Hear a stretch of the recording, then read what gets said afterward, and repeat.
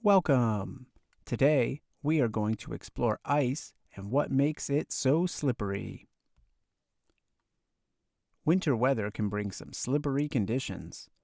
We're going to explore why ice is so slippery and some things we can do to avoid slipping while we're out in the cold. Today, we are going to explore the way that ice behaves under pressure. If you want to follow along, you are going to need a few things before we begin. Collect some ice cubes, around a dozen would be best, in a medium-sized bowl, along with a glass half filled with water. Finally, have some salt or sugar on hand and a surface or tray you can get wet. You may also need some space in your freezer to re-solidify any ice that starts to melt. Once we have our equipment, we are going to learn 3 key things to help answer our question of what makes ice slippery. We will explore different phases of water and how they transform. We will see that ice is less dense than water and discuss how that makes it slippery and why it's so important. And 3, we will investigate what we can do to make ice less slippery when we want to stay upright. Here's our plan. We need to start with a number of ice cubes that we can keep in a bowl for ease of access and a glass filled halfway with water. Let's start by putting a few cubes of ice in the water. Do they float or sink? They float, which tells us that ice is less dense than water.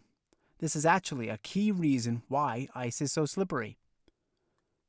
Under freezing conditions, ice is solid, but when we put it under pressure, a small amount on the surface turns to water, which allows anything on top of the ice to slip. Now, take another cube of ice from your bowl and move it across the tabletop. Feel how much resistance you feel from friction. Now push down on the ice harder and compare.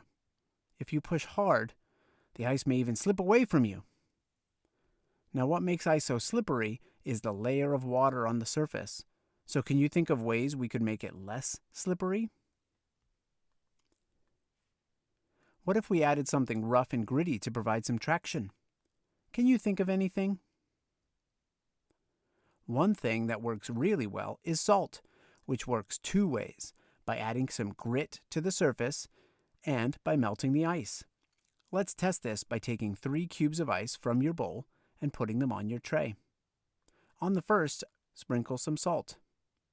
On the second cube, sprinkle some sugar. And on the third, let's leave it alone as a control for comparison. Wait a few minutes and see if one is melting faster than the others. Now, spread some salt or sugar on a dry part of your tray and try sliding a fresh cube over it. How does the resistance feel compared to the first time? Is it more or less slippery? Let's think about our findings. The reason ice is so slippery comes down to its density compared to water. Most materials in their solid form are more dense than when they are liquid, but water is actually less dense. We confirmed this with the simple water experiment when we found that the ice floats. When we observe the ice floating, that means it's less dense than the water in the cup. If it were more dense, it would sink. To understand why ice is less dense, we have to look at its structure. When water, known chemically as H2O, is warm, the molecules, which look like little mouse heads in the diagram here, have enough heat to slip by one another and fill the shape of a container, like a cup you can pour into. When we cool it down, we take heat out of the system and the molecules vibrate less and less, getting closer and closer together. The hydrogen, or H in the system, organizes into hexagonal shapes, which creates large openings inside the structure. These openings are what make ice less dense than water and is key to why ice is so slippery. Here is a skater moving on ice. The skater has very thin blades on the bottom of her skates, which concentrates her weight on a very small area. This creates a high pressure, which locally melts the ice under her and provides a very smooth surface to glide on. While ice skating is a fun activity in the wintertime, there are times when we don't want to glide, like when we're driving on the road. In order to keep roads rough and safe to drive on, you can often find large trucks like this one, spreading salt over the surface when it's cold and wet. This helps in 2 ways, by melting any ice on the surface into water and providing grit for your car's tires to hold on to.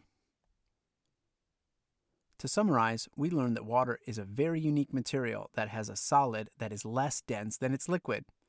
This is responsible for making water so slippery, as any pressure put on ice will melt the surface and provide a thin layer of water that you can slide on.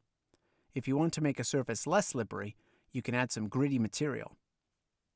Where weather is mild, they often use salt on roads for this purpose, which both melts the ice and provides grit to keep cars from sliding on icy roads.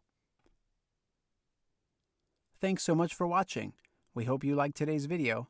Please like and subscribe to get more content just like this.